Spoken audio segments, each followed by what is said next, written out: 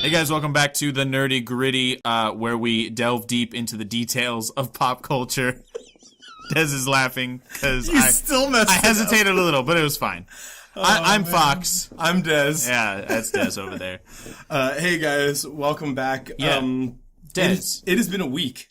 Yeah. It's Tuesday. It's typical. It's Tuesday, and less than a week. Yeah, it's been a couple of days. It's been an interesting week. And it's been crazy. But before we get into what we really want to talk about today, I have a question for you. Oh, okay.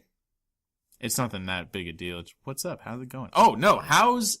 You've been playing Hellblade. Yes, I have. And I'm going to give you a limit here of like a minute. Dang it. But talk about it for us, because I know you love it. It's so good.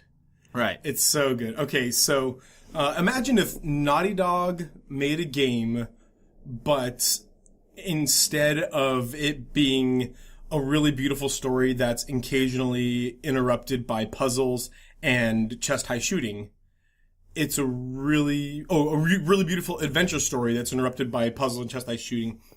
It's a really beautiful mystical drama. Fantasy drama. Sounds fun. That's occasionally interrupted by puzzles and some of the best melee combat in video games that I have ever experienced. That's pretty cool. You never fight more than 2 or 3 guys at a time. Okay. And every single time, it feels tense. Like you don't feel like you're Nathan Drake and there's 25 guys out there. You have plot armor. There's 25 guys out there. Game armor. And you're like, okay, me versus 25. That's it. I'm fine. Usually it's 100. Right. It's like there's one guy and then a second guy shows up and you say, oh crap. Oh no, I've got 2 to deal with. Yes, like it's 2 against 1. That's cool. I really got to struggle right now. That's the nice thing about creating a new story and character is you don't know what's going to happen to her. You don't know. Right. You don't know, like, especially now, if you start playing Uncharted, that tension is gone. Yeah. There are 4 more games with the PSP one that have Nathan Drake. Right. And you're like, all right. And I know, yeah, he's gonna be Sully fine. And Elena, right? All of these people. And then Lost Legacy came out with the brunette. What's her name? With Chloe. Chloe, yeah, from 2, and so she's what's her gonna name be fine. from 4? Yeah, yeah. So, yeah, I appreciate that. Where it's like going in, they can just do what they want because there's no. If she dies, and that makes sense. Doesn't feel like a franchise story. Mm-hmm. It feels like a story that they're telling. There's also the issue of permadeath in this game. Oh. Yeah, so... Wait, how does permadeath work in it? You have a taint of death on your arm, and... That's my words, I never knew about this. Games. I never knew that mechanic happened. Combat must be very interesting if a guy shows up and you have to use your taint of death. Your arm is tainted with death. Oh! All right, Grim Reaper, come here. This is going to get awkward, but... You just wouldn't see that coming. Oh, man. You could see somebody's arm being weird, but... It's like a scissor kick he's coming in. Oh, man. Anyway, let's move on. No, anyway, her arm is tainted with death or with this other realm, Helheim, and... every time you die, that grows and gets closer to your brain. Oh. And if it reaches your brain, game over. All progress lost. That's awesome. Yeah. I like that. It kind of splits the middle between, I don't care if I die and, oh no, I can't die. Right. And to me, I would guess that it's 100 deaths. Sure, no idea. More than enough, but the fact that it's possible. Yeah, it's kind of elegant. It's tense. In a mechanic I love for it. a game. Yeah. How about you, Fox? What are you up to? I'm basically in well, no. I got a new game for the Switch. The second game that I've ever purchased for the Switch since Zelda. SteamWorld Dig 2. It's a real casual, I guess it would be an indie game. You play as this robot and you dig, and it's a resource gathering kind of thing. They've added a lot of RPG elements to it. I got it because I loved the first one, and this one was basically that one, but more. Right. It's really nothing amazing. if you like that kind of... It's like a flash game, essentially, that you would play in your browser while waiting for something else. Or when you're just bored. But it's got some depth to it in, like, RPG mechanics. And That's fun. yeah, it's fun. It's $20. It's totally worth it. Oh, yeah. I'm playing that. I'm basically in waiting mode, though. It's like the big version of a flash game because I'm still in waiting mode for Shadow of War. And then later in this month, Odyssey, which will take over my life, most likely. It looks real good. Yeah, so pumped for those. But, yeah, nothing amazing going on right now. Well, other than, as we said, and this isn't amazing, it's crazy. As I said earlier, it's been a crazy week. We're recording on a Tuesday.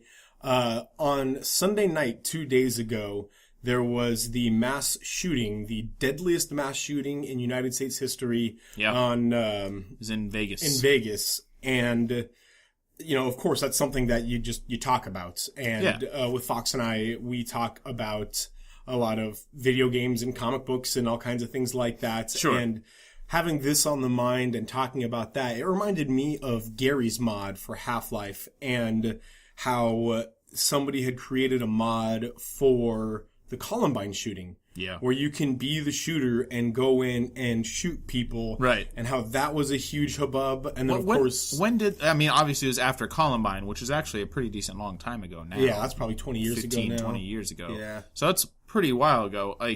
But also relevant, kind of, is that Red Dead Redemption 2. Right. The trailer came out, which, that. a sidebar, looks awesome. Because Red Dead Redemption 1 was awesome, and this just looks like another great Western story.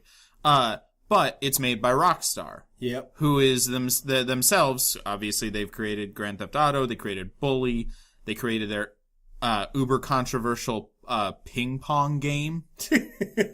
Now, they really did create the uber controversial hot coffee not mod. Yeah, oh man, that was the weirdest thing. Because it was in the game. It was not user created. Yep. It makes no sense. Anyway, so with these couple of things, you know, Rockstar's been blamed for shootings before. Like, you love playing Grand Theft Auto, you just want to kill people, or that's why they killed people.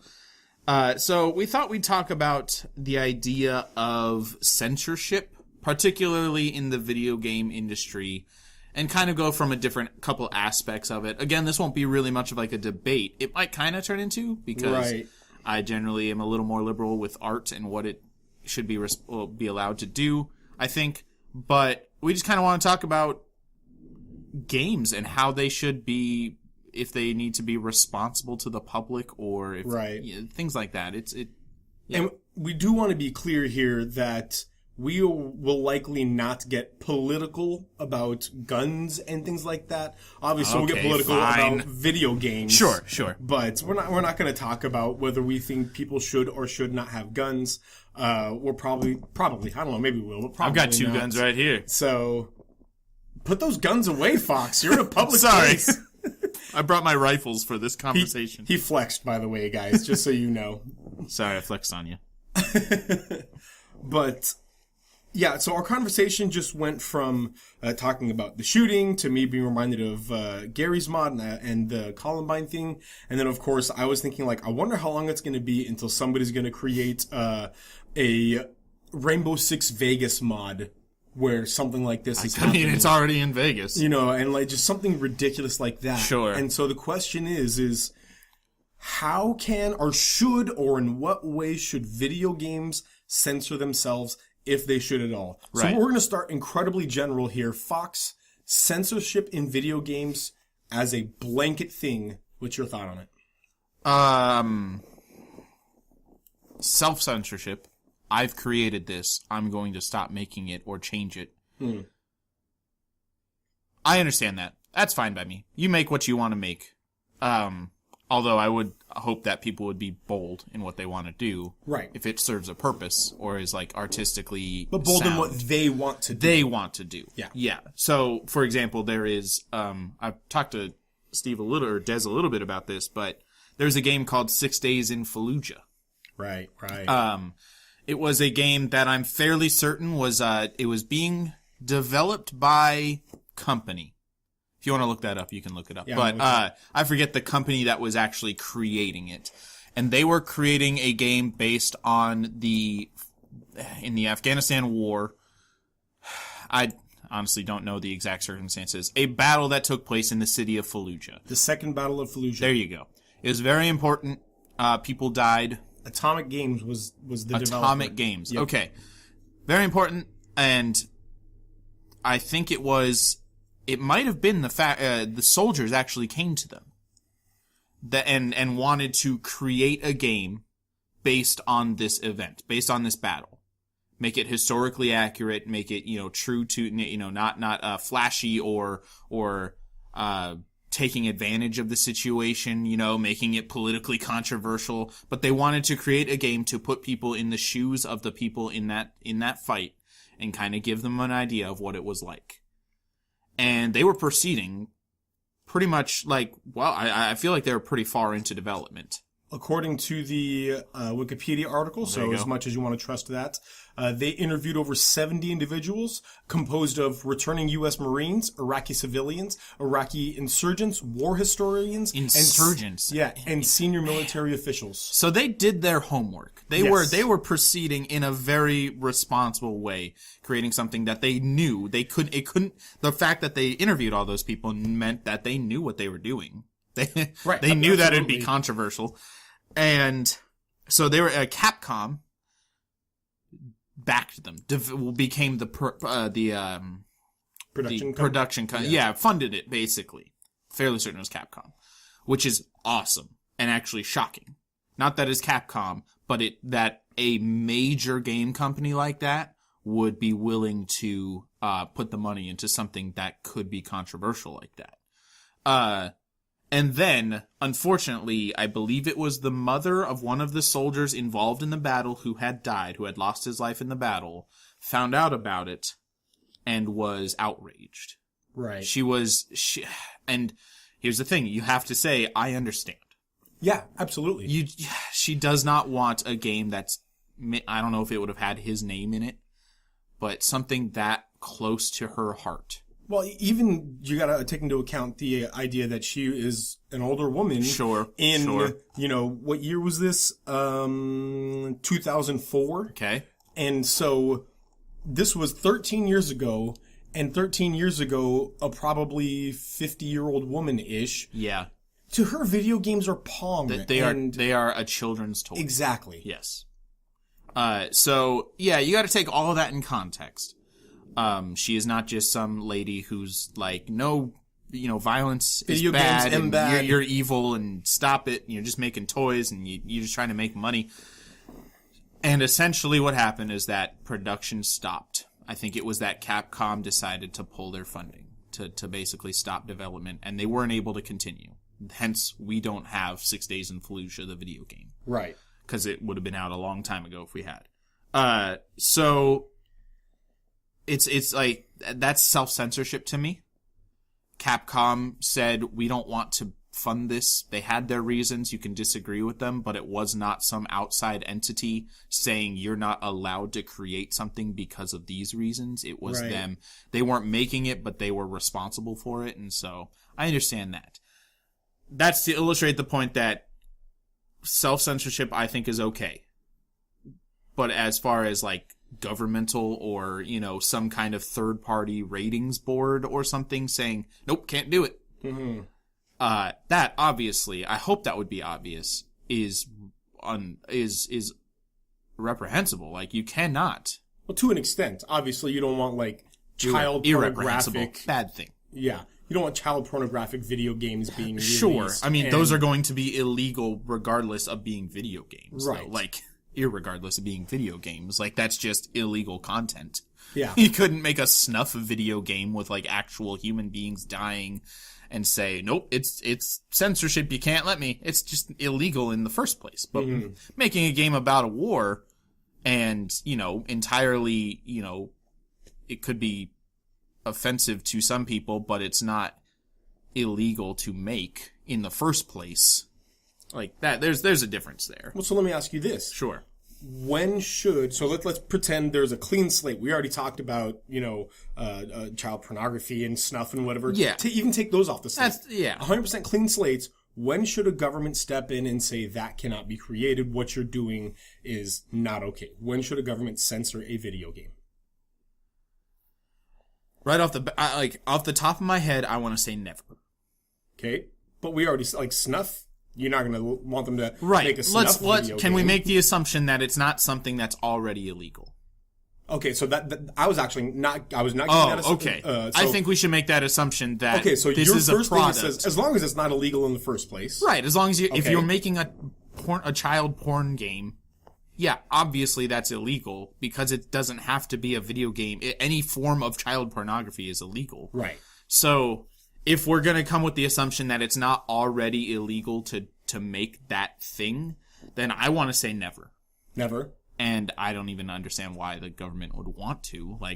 It seems like Right. not really that important of a thing to involve themselves in. Do you believe otherwise? To me, it's gonna always be a tough situation.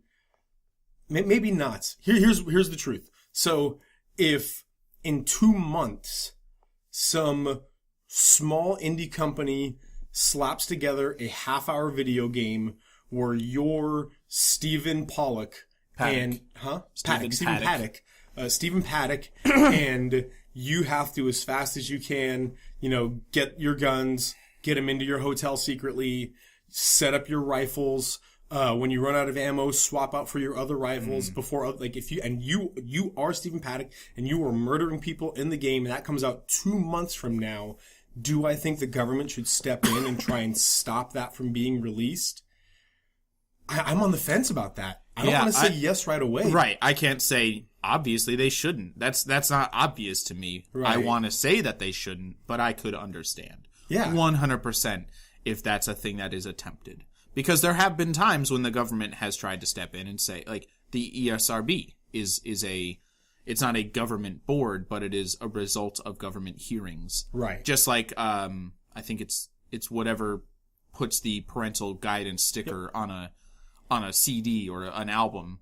Which, by the way, if you are part of the ERSB, good on you. Thank you very much for existing. I appreciate you so much. Right. I know you get a lot of flack from time to time, but coming from a couple of video gamers here, you guys got a real tough job. And it's like an umpire. Everybody's going to hate you no matter what. Right. So, for whatever reason they want to come up with. I appreciate you, ERSB. Sure. All right, what were we talking about?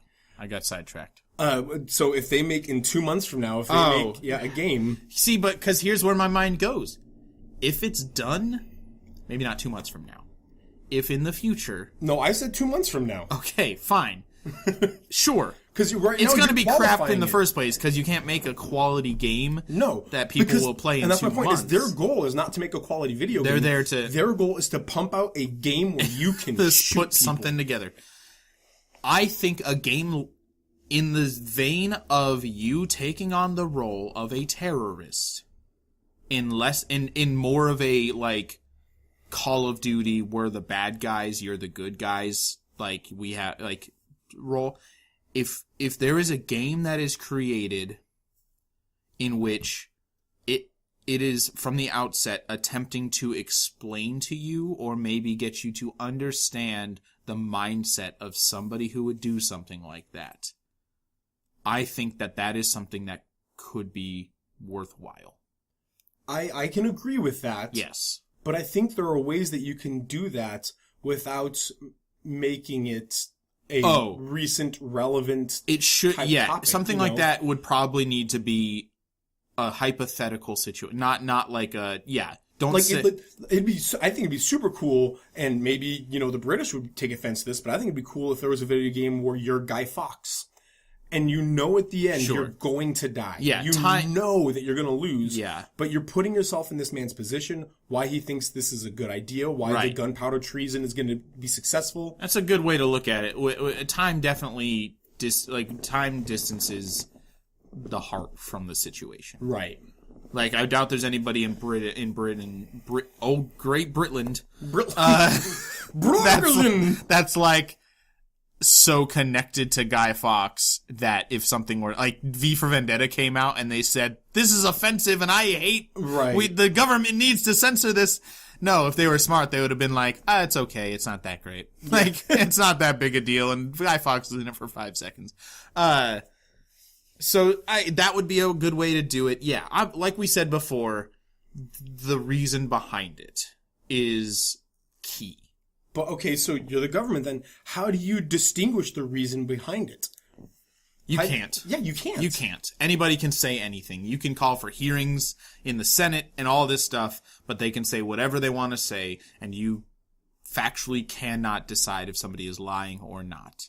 And that's probably why I would say that the government should not be in the business of censoring art such as video games, because they would have to decide what the artist's intentions were, and that is not a thing that is possible. Right. Man, and so, I mean, part of me wants to say that maybe a rule like, because we have things like statute of limitations, like, so there is a statute of limitations on acts of terror, and it's 10 years. Or something like that. Okay, but then you'd have to, the movie United 93, you'd have to, you couldn't have made it. That was a great movie. When did that release? Within 10 years. Yeah. I'm fairly certain. I forget the director. But it did a very good job of showing what happened on the planes, like, and depicted without really censoring itself the events of 9/11. Right. And so, even then, like, you might even be like, you could take this to an nth degree, of course. Like, of course, yeah. But in any debates, there shouldn't be what's called a slippery slope argument, which is just saying, well, what's to stop us from? I understand that. But there is merit in releasing something within a shorter time frame. Right. Absolutely. People who play that Guy Fawkes game might love it and might really enjoy it, but not make the connection that the author intended to make. Yeah, no this connection. Is some weird British guy from 400 years right. ago over in England, and he tried to blow stuff up, and he has a weird mustache.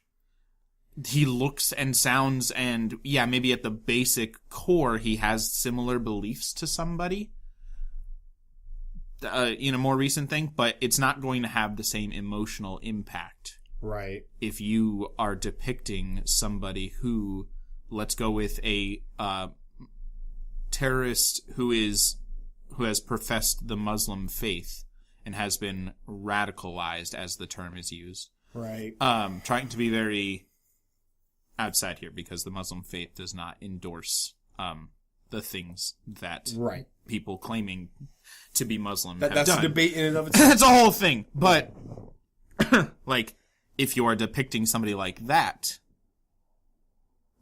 it's going to have a much bigger impact on the audience that it's going to be shown to. Right. And again, at the same time, you can't just say, oh, you can do it if it's from the good guy's perspective. Exactly. You can't do it if it's from the bad guy. Exactly. And that's censorship at its worst. Yes. You know, and so it's at this point that I stop and I think to myself that I'm almost kind of on your side, that maybe the government steps back and says, I don't. And at this point, I would encourage us, me, you, people listening to this, as gamers, it's our responsibility to financially censor things. Yeah. We kind of, basically in every industry, movies, art, any kind of artistic industry or even business, you vote with your money. Right. That's going to be a much more impactful way to decide, to like tell people what you want and what you don't want. And so for Medal of Honor, the newest Medal of Honor game, which was attempting to kind of be like Modern Warfare, whereas right. a recent, more modern day context, when people were outraged, which I'm sure it was a very small amount of people, I would hope, were outraged that you could play as a group called the Taliban. Mm-hmm. You could be, and it was very like, oh, no, that's a real people. We know, like, mm-hmm. people wanted that to change. And they did. Now it was, Activision? Who makes all, Activision. Is it that they also made Medal of Honor? No, well, EA. EA makes Medal of Honor? 100%. It's okay. EA that makes Medal of Honor. They changed it themselves. Now, was it the people who actually developed the game? Maybe not. But it was not the government saying you can't be the Taliban. So, from that sense, sure, it's like okay, I guess you're allowed to do that because it's your choice, because it's your product. But, come on. Yeah. Like, that's my argument right now. Like, really? You're willing to create a game that depicts situations that basically you could look at and say, that's real life. Like, there are things that happen that are exactly what you're depicting. You're just not willing to put the name of a real life group on there. Mm-hmm. That seems a little like chicken, you know? Like, okay, well, people might not buy our game because of this, so let's stop. Like, it's a financially motivated censorship rather than like a safety kind of thing or whatever. So in that case, I think your best bet, if you as a consumer were seeing this happen and like, oh, I don't agree with that. No, we should be able to depict whatever we want in our game. Developers should do what they want, and people's reactions should not dictate the art they create. Right. I'm not going to support that game. I don't agree with the developer's decision, so I'm not going to give them my money. Yeah, absolutely. And hopefully they will make the connection, and hopefully lots of us will do it, and they will make the connection between the two things. Like, for me... Or you could write them a letter or an email, like... this comes up with... Hatred. Do you remember that video game? I do. I found out about it after the fact. From something. Probably extra credits, but... So, a game that came out back in 2015, there was talk about it a little bit before that too, though, called Hatred. Mm-hmm. And it's basically kind of like... I didn't play it just from the screens I saw of it. I'm guessing it's like a twin-stick shooter type of thing. That's what... Yeah, like a top-down. Yeah, like a top-down shooter. I think is what it was, yeah. But you are a sociopath who is going to begin a mass killing. You are a high schooler? Or is it older? I don't remember details. Yeah, it doesn't really matter. Yeah, the bottom line is there isn't really a plot, and his whole goal is to kill everybody. He just decides, I'm done. Yeah, and so he starts with an AK-47 and goes out and just starts murdering people. Right. And that's the purpose of the game. That's stupid, because it doesn't actually support anything. You could say, oh, it gets you in the mindset of somebody like that, but it doesn't. Like, it just shows somebody who's angry and kills. It does not give you any context for their anger. It does not give you any, like, it doesn't show you the, and again, I don't know a lot about this game, but it didn't seem like a game that would show you the horrific consequences of your actions so that you can regret them and get the, you know, you're not going to jail and getting sentenced and like, right. It doesn't take the time. It's about pure fantasy is really what it is. Yeah. And the controversy of it. Like a game made for the purpose of controversy. Yes. But what I most remember about it is that it was one of the first games I had ever seen where most well-known gamers, extra credits, different, publishing organizations, things like that, stepped up and said, hey guys, don't play this game. They actively said, don't play this game. Yeah, just don't buy it. Right. All right? Let's, as a group of gamers, stand up and say, hey, publisher, Destructive Creations, developers, Destructive Creations. Hey, Destructive Creations. Creative name. We're not going to buy this game. We're not going to buy any games like this. So if you want to make money, you're probably going to want to make different games. Right. That's awesome. Yeah, and I think that's awesome. Sure. And it got like, I'm looking at the thing on Wiki right here. It got like a 3 out of 10. A couple of places refused to review it. That's what you first need. Like, developers, before you make anything, first make sure you're going to make a good game. Right. And that's the weird thing about video games as an art form, the creativity, or the creative side versus the interactive side. Because you have to balance those. Right. You can have the most impactful, like, artistic game that is relevant and teaches you things, but if it's not fun to play, then nobody's gonna play it. And you can have like or even with like controversial walking simulators, like Everybody's Gone to the Rapture or whatever. Make sure it's a good enough story. Right. If you're not gonna put something in there to do beside walk around, then people need to be interested in that kind of thing. And so that's probably where they failed. Like, all you're doing is running around shooting, and if there's nothing interesting about it, as far as like fulfilling or what's the word I'm looking for? Something that's edifying in some way, even if it's not a viewpoint you agree with. Right. Then you've just made a piece of crap. Like, that's how we know that you're just making a controversy game and not something you actually care about. Right. is that you've done nothing to entice people to play other than, oh, that looks crazy. Like Grand Theft Auto, you can say that looks crazy. It's also a fun game to play. They've created mechanics that are great and variety to their gameplay and a world that's alive. And so if you disagree with what they're doing in the game, sure, but at least they've created a game that's fun to play. So let me ask you this then, as we're on the subject of finances and consumers and things like that. Sure. Let's pretend you're a publisher. That was the word I was looking for. Capcom is the publisher of 6 Days in Fallujah. When do you as a publisher, by the way, if you guys don't know, video games almost always have what's called a developer and a publisher. The developer has the actual like creators, the makers, the guys who are in there, and then the publisher, the people who give them the finances. They have a lot of good ideas. They'll provide like QA. They'll pay for a lot of the testers, editing, things like that. Distribution. Yeah, and so it takes two to make a solid video game usually. Yeah. Anybody who goes without a publisher is called an indie game, and we all know there's been some very successful indie games out there. But publishers need to go in, like, they're investing a lot of money into this. They are. So when do you censor as a publisher? When it's not edifying. Yeah. You need to have a very honest, critical eye of your game. Right. And be able to say, yeah, this is controversial, but it's actually, it's part of the game they've created, and it's worth the possible reduction in sales. Right.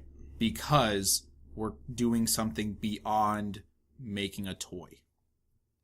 And it's such a bold and dangerous thing to do, and I feel like the only time it was ever actually done, and I didn't even play the game, I heard about it through extra credits, is Spec Ops The Line. Okay, yeah. And it was a moderate shooter game, but it brought you into a lot of like controversial, difficult situations, and it deals with things like PTSD and kind of like this literal descent. Like the entire game, you are descending. Like, and whenever you get to a next level, you just kind of begin at the top of a building, and then you start descending again. And every single time, there's like this literal consequences of war. Yeah, and all these things are happening, and it makes you think.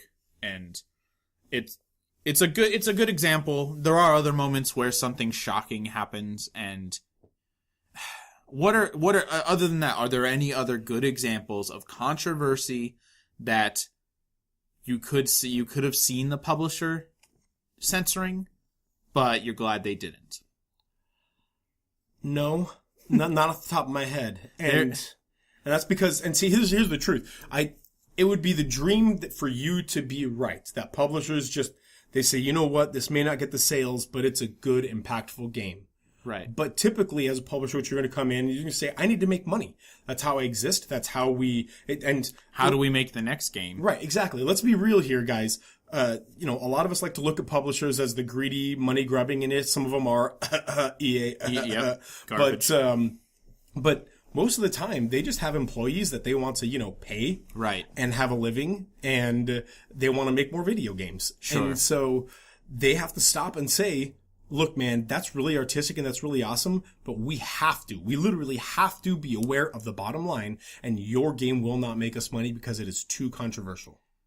I think another good example of a moment or the new South Park RPGs that have been coming out. I purposely pay zero attention to them. I don't care about South Park. It's not something, and the 1.5 episodes I've seen weren't funny at all to me. So it's just not something that I would ever play because I don't care about South Park. Right. But I know for a fact that they have very controversial things in them. Sexual depictions, things like that. They aren't censored because if they weren't there, it wouldn't be South Park. Like, they recognize the IP that they're working with and say, yeah, this might be controversial and people might not like it, but we're doing a disservice to what we set out to create if this is not in there. So I don't like South Park, but I respect the fact that they leave these things, whatever happens in the game, because That's exactly what it is. They're taking a honest look at what they're creating and leaving in things that might hurt sales, but the shock value is a big part of that. That's kind of what South Park... It's kind of a weird example because South Park thrives on shock value. I'd almost say it's the opposite. Really? Yeah, because I think that they put that stuff in there because they are South Park and they know it's shock value. I mean, it's satire. Yeah. But it is shock value. And people want to go, 14-year-old boys Yep. want to play the South Park games because they don't want to take an honest look at the social commentary that South Park is bringing to the table. No, they want to say, ha, poop. Right, exactly. Oh, George Lucas just raped Indiana Jones. Right, You know what I mean? Like, stuff like that. And they want the shock value of it. And so if South Park comes forward with this stuff, they have the notoriety as a shocking IP that is okay. It's the creators or producers are ready to come behind that. But if you are Joe Schmo video game, or even worse, if you are Metroid or you are, Link and you want to talk about a sex scene between Link and Zelda, that's not going to happen. That's not going to be a thing. That will never, ever happen. For lots of reasons. Right. But, yeah, that's not... There are certain IP that's not even the realm of what would be released. And that's exactly my point, is South Park is an IP that can get away with shock value. Good point. And they come to the table with shock value, knowing that they can get away with it. The developer wasn't themselves shocked by what they wanted. Right, like, you want to put what on screen? What? They're like, yep. Yeah, that's South Park. Good job, guys. Put a South Park label on it and get it out there. Yep.